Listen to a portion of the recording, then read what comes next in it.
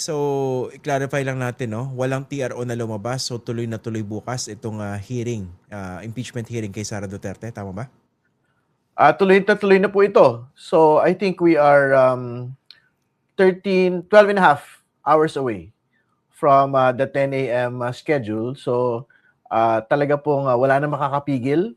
There was no TRO issued by the Supreme Court. So the House Committee on Justice will proceed with the House impeachment hearing tomorrow po at 10. Okay, how about this push for a separate TRO naman itong asawa ni Vice President Sara Duterte, si Attorney Mans Carpio. Pinapatigil yung pinapasabpina ng komite na income tax returns. Ano yung implications ito sa mangyayari bukas? Well, kailangan natin mag-clarify, no? Ito po ay TRO laban sa power to subpoena ng atin pong komite. And it seeks to stop us and to stop also the BIR from complying with the subpoena for the tax documents of Attorney Carpio and Carpio lawyers. No? Very important to clarify na, alam po ninyo, ang sinasabi nila dyan, merong mga privacy, confidentiality issues, no? Na rin-raise po sila sa bagay niyan. But we have to be very clear, unlike bank accounts, unlike private property, private documents, income tax returns po are public documents, no? So ginagamit po ito doon sa iba't ibang mga investigative bodies para magtingin, no, kung meron pong mga paglabag halimbawa sa pagbabayad ng buwis.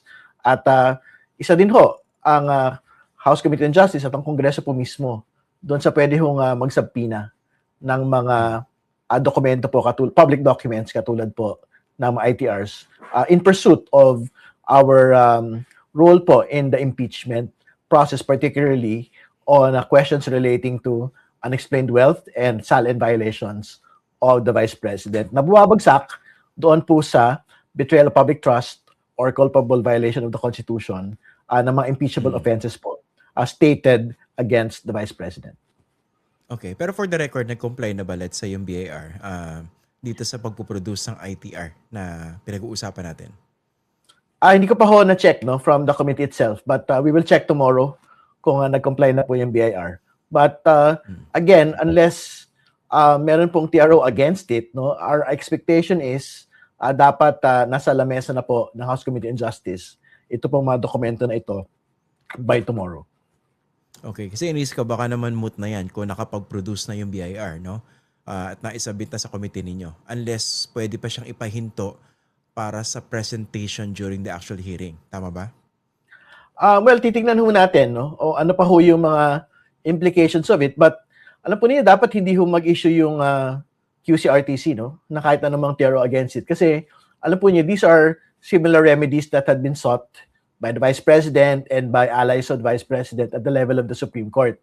And kung hindi ho naglabas ng TRO ang Supreme Court last week and just ordered the House to make comment, tingin ko dapat ganun din po yung type of restraint na gawin po ng QCRTC on the question of the power to subpoena of the House Committee on Justice. Nga pala, no? The fact na hindi naglabas ng TRO yung Supreme Court, what does it tell you? At least as far as you're concerned. Well, I just have to quote former Justice Ascuna, constitutionalist, no? Sinasabi niya ho kanina in an interview, pagka daw po hindi naglabas ng TRO ang Korte Suprema, kasabay noon pong order to comment and also clarifying na that the Supreme Court is not yet giving due course to the petition, ibig sabihin po noon, gusto pong pagtuluyin ng Korte Suprema po yung pong proceedings po ng House, no? And sinasabi lang ho ni Justice Ascuna that we have to proceed within the confines of our mandate, which is basically to determine probable cause po during the House hearings. Okay. O sige, so bukas tuloy na itong itong pinag-uusapan natin. Ano ba yung ina-expect bukas, no? You will start your hearing at 10 a.m., no? Ano yung what can be expected? Meron pong primary focus bukas sa misuse of confidential funds, no? Kasi yan naman po yung isa sa mga tampok po talaga ng mga at malalakas pong batayan, no? Laban sa pangalawang pangulo. So bukas isasalang po sa pinakamaaga si Ramil Madriaga to give truth to his affidavit at syempre for the House members to also be able to test his credibility. Kasi ang totoo naman ho, kailangan mo talaga malaman kung nagsasabi ho siya ng totoo given yung pong background niya na at the moment nakakulong at talagang linilitis po on a very serious offense. No? So, I think these types of questions will be raised on him tomorrow. No? So, yan ho yung una. Pangalawa, isasalang po yung COA, particularly doon po sa kanilang report relating to confidential funds kasi dito ho nanggagaling yung talagang batayan kung bakit ho ini-impeach on confidential funds ang ating pong pangalawang Pangulo. Particular, ito pong paggamit ng confidential funds for a non-confidential activities, no, like team building. Isasalang din po yung PSA bukas para ho malaman ng taong bayan, totoong tao ba o hindi si Mary Grace Piatos at ang iba pa hong mga tumanggap po ng confidential funds. Kasi nga, kung hindi ho sila pinanganak, kinasal o namatay sa Pilipinas, sa ilalim po ng ating PSA, sino hong kumuha nito pong mga kaperahan po nito.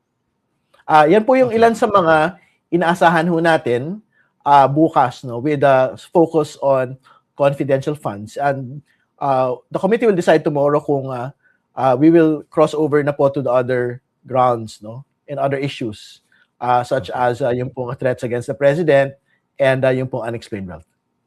Okay, sige. Pag-usapan muna natin itong confidential funds, no. Ito yung Mary Grace Piatos, no. How material ba itong ilalabas na impormasyon ng PSA kung ang magiging depensa o pwedeng dahilan ng Vice Presidente hindi, mga aliases ito no. So definitely hindi niyo makikita yung pangalan nila sa records ng PSA dahil confidential funds supposedly pinag-uusapan. Wala naman yung problema. Ang gusto lang ho natin malaman, talaga bang mga confidential agents din yung pong tumanggap nitong mga pera po na ito o binulsa lang ho ng mga tao na OVP. Hindi ba? Malaking pagkakaiba ho yun eh. So, kumbaga, wala naman tayong dispute. No? Kung ano man ho yung lumabas dito po sa talakayan po kung totoong tao ba o hindi si Mary Grace Piatos. Pero we would want to know ano ho yung nangyari dito po sa mga pera po na ito. No? So, yun yung unang point. No? Siyempre, on confidential funds, hindi lang naman yan on yung pong pagtanggap ng iba't ibang mga tao based on supposed aliases, no? Meron pa rin ho dyan yung kailangan ho nilang ipaliwanag bakit po ginastos ang confidential funds para sa mga non-confidential activities, no? So, like team building. I think malakas kong batayan yun. Kasi yan ho yung isa sa mga dahilan ba't ho sila pinapasoli ng pera. Dagdag pa, very important din ho na mag-clarify doon sa defense ng ating pong pangalawang Pangulo na dahil daw maigsi lang ho yung palugit na ibinigay para gastusin po yung pera 11 days, they were forced to basically spend it in 11 days. No? We have to be very clear. Wala naman ho nagsabi na kailangan hong gastusin within the span of 11 days. Kasi ang totoo, kung hindi ho nagastos yung pera po na yon, wala naman hong multe, wala naman hong penalty sa opisina kung hindi po yan nagastos within that particular 11 days. Babalik lang ho yan sa treasury. Kasi nga, kung ginastos po ninyo, pero hindi nyo naman ho ginastos ng tama, doon ho nagkakaroon ng kaso. Pero kung nagbigay ng pera sa inyo, pero hindi nyo nagamit because of lack of material time, wala ho tayong kasong pinag-uusapan over confidential funds. Idagdag ko na rin, ang pinag-uusapan natin dito yung 125 million confidential funds na nakuha ni Vice President nung kanyang unang taon, tama? Tama. Okay. Hindi ba siya nag-request nun? Kung ikaw nag-request, diba dapat alam mo kung kailan at saan mo gagastusin? So bakit natin pinag-uusapan kung may pakaramdam siyang namadali sila? That's why they had to spend it in 11 days. Well, yan ang kanilang depensa at ang tingin nga ho natin medyo mababaw po nga depensa yun. Ano? Dahil nga, syempre, kung tingin po ninyo hindi niyo yan magagastos, the most prudent thing to do as public officers is bayaan na lang ho natin maisoli ho yung pera. Hindi ba? Kesa ho, masubject ho tayo sa legal controversy sa peril po ng mga kaso.